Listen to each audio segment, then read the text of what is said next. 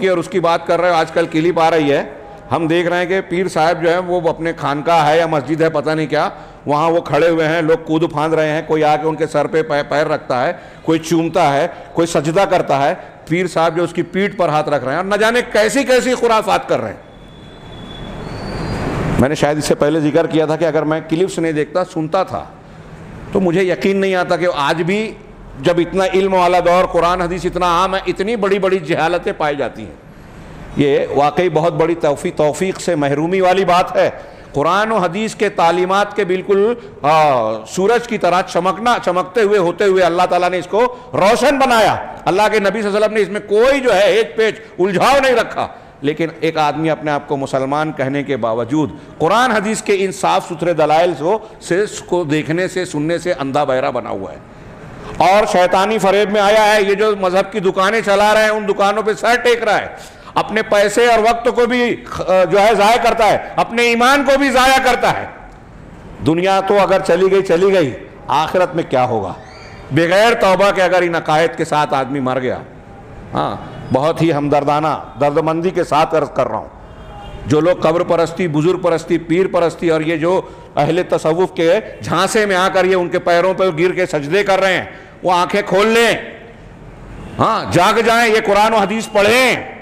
آپ کو ہم کو دنیا میں زندگی کا ایک موقع ملا ہے, اور سب سے بڑی چیز جس سے اللہ تعالیٰ نے ہم سے منع کیا ہے وہ شرک ہے.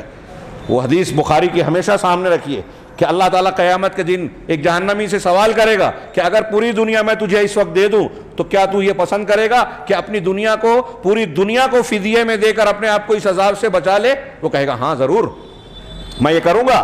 پوری دنیا, سنیے اس وقت پوری دنیا, آج دنیا میں ہم دوڑ بھاگ کر کے کتنا کما لیں گے, کوئی ایک شہر نہیں خرید سکتے, دنیا کی بات کیا. اللہ تعالیٰ جہنمی سے پوچھے گا پوری دنیا, تو اس وقت وہ کہے گا کہ پوری دنیا دے دوں گا, اپنے آپ کو عذاب سے بچاؤں گا. اللہ تعالیٰ کہے گا کہ نہیں, تو جھوٹ بول رہا ہے, میں نے تجھ سے عہد دیا تھا جبکہ تو آدم کی پیٹھ میں تھا. یہ بخاری کی حدیث ہے, مفہوم بیان کر رہا ہوں. تو آدم کی پیٹھ میں تھا تبھی میں نے تجھ سے یہ عہد لیا تھا, ایک مطالبہ کیا تھا کہ میرے ساتھ شرک کچھ بھی نہیں کرنا, لیکن تو نے مانا ہی نہیں, تو نے نہیں مانا. اب تجھے موقع نہیں مل سکتا. آج ہم دنیا میں جو ہیں وہ یہ موقع جان رہے ہیں. ہاں, قیامت کے دن جہنم میں جو جائے گا وہ یہ تمنا کرے گا یا جواب دے گا کہ پوری دنیا مل جائے تو دے کے بچ جاؤں, لیکن یہ موقع نہیں ملے گا. آپ کو پوری دنیا دینے کی ضرورت نہیں ہے, اپنے آپ کو شرک سے بچانے کی ضرورت ہے.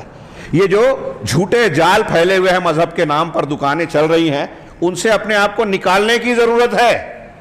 ہاں, لوگوں سے نہ ڈریں, اللہ سے ڈریں. لوگ دنیا کے اعتبار سے زیادہ دیکھیے, وہ میں تو حیرت کرتا ہوں واقعی, جس کے دل میں ایمان جاتی ہے نا, آ جاتا ہے, اس کو اندر جرأت اور استقامت آتی ہے.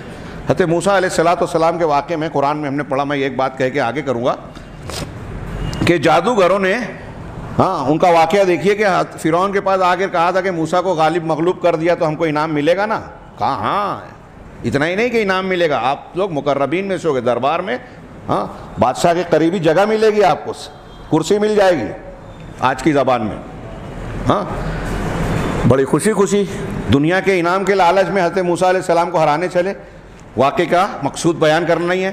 حضرت موسیٰ کا معجزہ دیکھا, ان کی دعوت سنی اور معجزہ دیکھا. جب حضرت موسیٰ علیہ السلام کا معجزہ اور ان کی ساری چیزوں سے جادوگروں کو بالکل سمجھ میں آ گیا کہ یہ تو موسیٰ علیہ السلام واقعی اللہ کے رسول ہیں, اور یہ موسیٰ کی طاقت نہیں ہے, اللہ تعالیٰ کی طاقت ہے.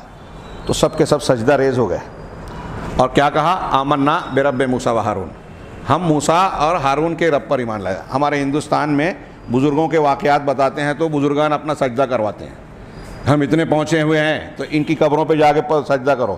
وہاں جادوگروں نے موسیٰ علیہ السلام کو سجدہ نہیں کیا, موسیٰ علیہ السلام کی پاور شکتی نہیں مانی. ہمارے یہاں کرامت اور معجزہ بتا کے صاحب کرامت اور صاحب معجزہ کو پجوایا جاتا ہے, اس کی عظمت بتائی جاتی ہے. ان کا مقام ضرور ظاہر ہوتا ہے اللہ تعالیٰ کے نزدیک, لیکن وہ اللہ کی خصوصیات میں اور حقوق میں شریک نہیں ہوتے. یہ جادوگروں کو بھی سمجھ گیا تھا. اگر موسیٰ علیہ السلام کی طاقت سمجھتے تو ان سے لڑتے, لیکن اس لیے ایمان لایا تھا کہ یہ جان گئے تھے کہ یہ موسیٰ کی طاقت نہیں ہے, یہ اللہ کی طاقت ہے اور ہم اس کا مقابلہ نہیں کر سکتے. اگر موسیٰ علیہ السلام کی طاقت ہوتی تو ہم بھی ان کی طرح انسان ہیں, لڑ سکتے ہیں, لیکن یہ تو اللہ کا فرستادہ بھیجا ہوا شخص ہے اور ان کے اللہ کی تائید ہے، ہم ان کا مقابلہ نہیں کر، اس لیے ایمان لائے۔